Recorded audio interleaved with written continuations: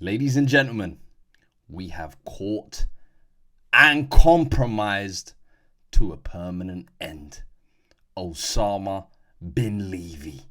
Ladies and gentlemen, a glorious day is upon us. We have just witnessed history in the making. Listen, this afternoon, breaking news has come through. Tottenham Hotspur will be parting ways with chairman Daniel Levy. I repeat, Tottenham Hotspur will be parting ways with chairman Daniel Levy. Tottenham Hotspur fans, can we just get a round of applause for that? Boy, oh boy, we have waited for this day. We have waited months. We have waited years. We have waited decades. And finally, it is here. Wow. I was not expecting this. But Spurs this afternoon dropped a huge statement. And the statement reads, Tottenham Hotspur announced that Daniel Levy has stepped down today as his role as executive chairman after nearly 25 years.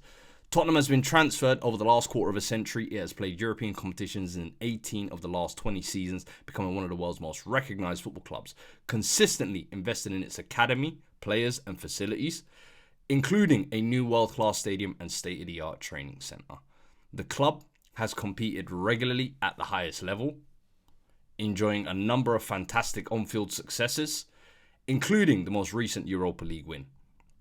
As part of its succession planning, the club has made a number of senior appointments in the most recent months. Vinay obviously coming in as CEO, Thomas Frank coming in as head coach, Martin Holt as the women's head coach, and Peter Charrington is the new non-executive chairman.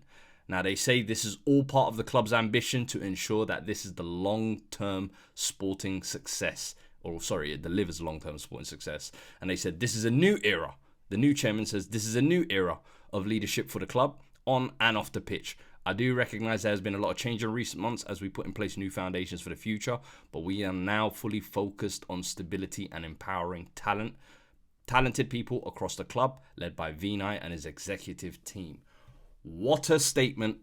What a time to be alive. And listen, I could sit here and turn this into a 20-minute Daniel Levy bashing sessions, but I just want to highlight a few of these points that he's kind of made in his outgoing statement.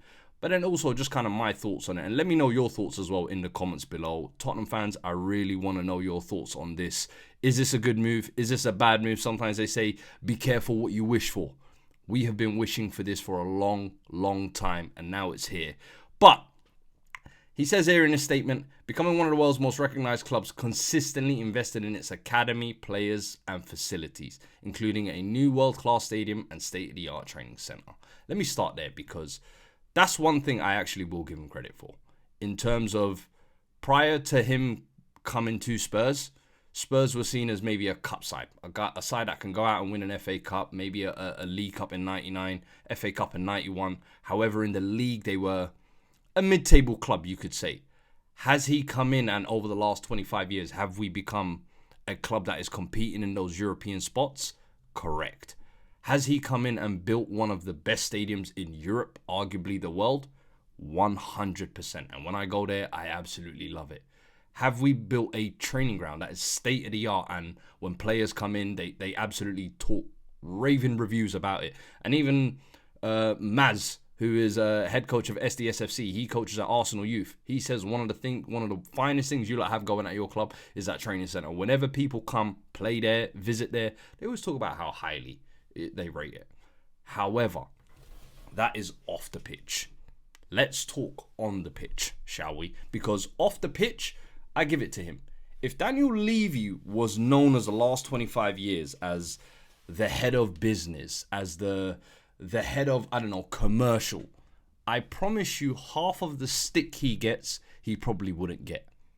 But the issue becomes when you talk about on the pitch. And when I see we have constantly invested in our players, the club has competed regularly at the highest level, enjoying a number of fantastic on-field successes, then I'm just like, bro, you're lying.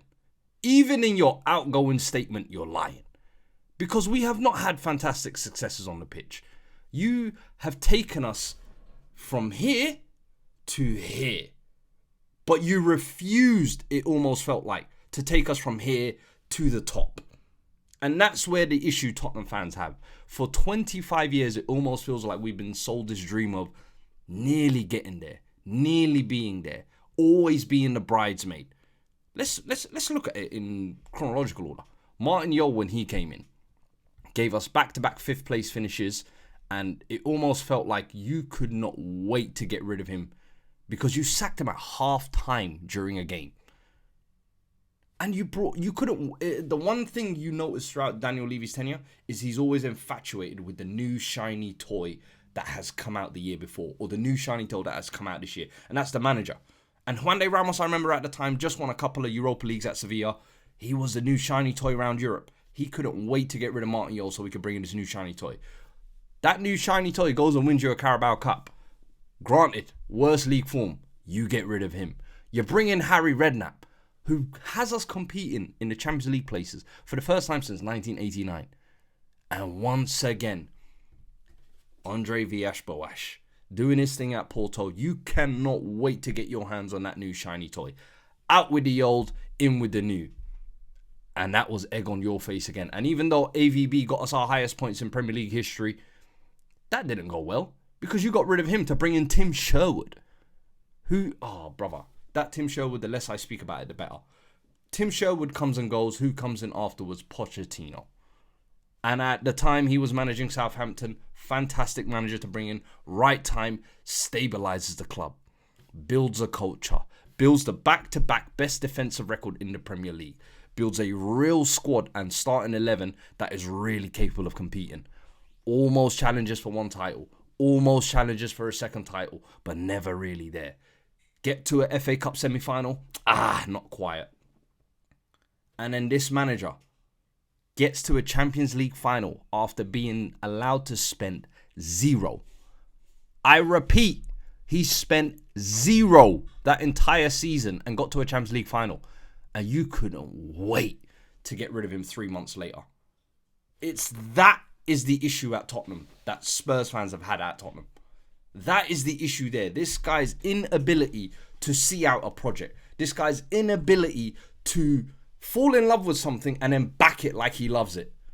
Because it's always, I like this guy at first, and then as soon as things start to go wrong, you are preparing the next manager so you have an excuse as to not back this current manager. And we've seen it time and time again. And I know by the time Ange Postecoglou came round, you had so much egg on your face because you got rid of Pochettino. You brought in Nuno after 17 different managers rejected you that summer.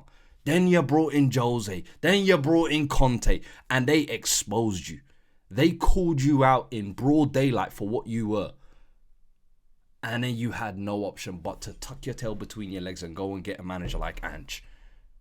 And even last season, I promise you, if it wasn't for all of that history that I've just named to you there, I promise you Ange Postecoglou would have been sacked by January or February. But because he knew there was a chance of potentially winning a trophy, because he knew in his entire 24 years he'd been in charge up to that point, all he had to show was a Carabao Cup win in arguably our worst season. Ange followed that up and topped our worst season, but he delivered a Europa League trophy and you sacked him as well. And I'm not even mad at that one, but I know you wanted to do that earlier. But you knew there was a chance of a trophy, and now it's almost like I feel like you use this trophy as like I got the thing I told you I would deliver. Time to scurry off. And I'm glad. I'm glad because now I feel like the shackles can finally come off this club. Now I feel like we can actually grow and progress as a club. Because for so long, it's felt like this man has been holding us back. It has been Daniel Levy, who has been holding us back. When you look at the amount of nearly times we've had, how do you sack a manager 6 days before a Carabao Cup final? Unforgivable. And a manager who's known for winning.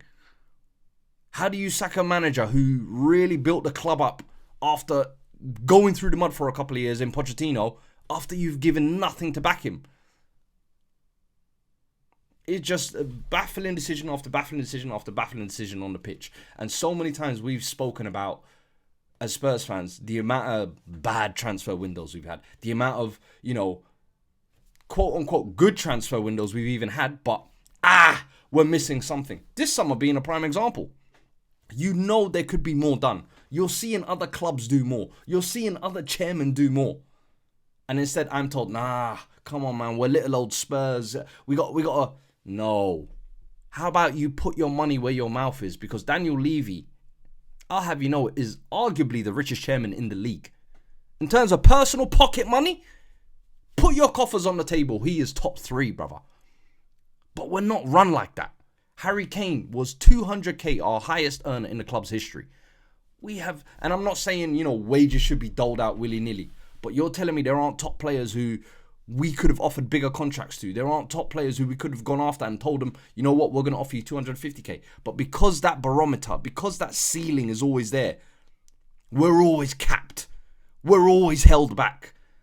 And now for once, I hope this club can move forward. I hope we can use this Europa League win as a catapult to further success under a new manager. And I knew when Vinay came in last year, I knew there was going to be some shift. I knew there was going to be some change. And I personally, this is just inside information for those of you who watch my channel, I spent the last 2 years going to Qatar. And obviously, you have conversations here and there, shake here, shake there, shake a few hands here. And I, from direct sources, was told Qataris are interested in Tottenham Hotspur. And it will be within the next 18 months. And I remember just putting out a tweet saying, hey, things will be cupping, things will be happening. But I don't know what comes next after this. There's talks of potentially Amanda Stavely being the leader of a consortium that could be taking over. It could be the Qataris, like I mentioned. It could be someone else. But at the moment, they've put people in place to kind of suffice that. And I'll be very happy to just move forward from this, man. This for me is a glorious day. This for me is a happy day. Because now I can actually almost envision the one thing that was holding us back has been removed. And now we can actually go out and, in my opinion, bid for players that we need to bid for. Offer the kind of wages we need to offer. Not just boast about the successes off the pitch and how many concerts we've sold out and how many F1 deals we've done and how many NFL deals we've done. Talk to me about success on the pitch. Because when you talk about, we've seen multiple on-field fantastic success. We haven't. We've seen it twice. Carabao Cup and the Europa League. And one of them, Juan de Ramos, it weren't it, brother. And then the other one, Ange Postecoglou, in our worst ever season. So even with those highlight moments, there's still shit smeared within it. So for me, it's a case of, I really hope this is a Groundhog Day type of moment, honestly. I really hope this is a real glass-breaking moment. Because I want to see this club move forward. I want to see this club compete for Premier Leagues. I want to see this club do deep Champions League runs. I want to see this club competing for trophies every year. And for so long, this man has been holding us back. And now, no mas. Anyway, I rushed home. Listen, I drove like Tokyo Drift through London City today when I heard this news. Let me know your thoughts on this news. Spurs fans, non-Spurs fans, what do you think this impact will be of this move? Do you think Spurs will progress now? Do you think Spurs will take a backward step and be more shrewd? Let me know your thoughts. All I know is whoever comes in next, you better deliver. What is it? Mr. Charrington, they're calling you. Peter Charrington. You're in the job. You're in the hot seat for the moment. Yeah? Do the job. Get this club winning, get this club competing, and turn this into a serious institution. This past 4 months or whatever, it's been wonderful for Spurs fans. We've seen good signings coming in. We've seen a new manager coming in. We've even seen a trophy won. Let this be the beginning of something special. Don't let this be the thing that where you think, hey, you know what? People don't know too much about me. I can hide in the background and just carry on the same spiel Daniel Levy was doing. No. No. We will be calling you out. We will be singing your name at the stadium next, brother. So listen, let me know your thoughts in the comments anyway. Like the video if you can as well. Would really appreciate it. Always helps the channel. And I will catch you guys on the next video. Peace.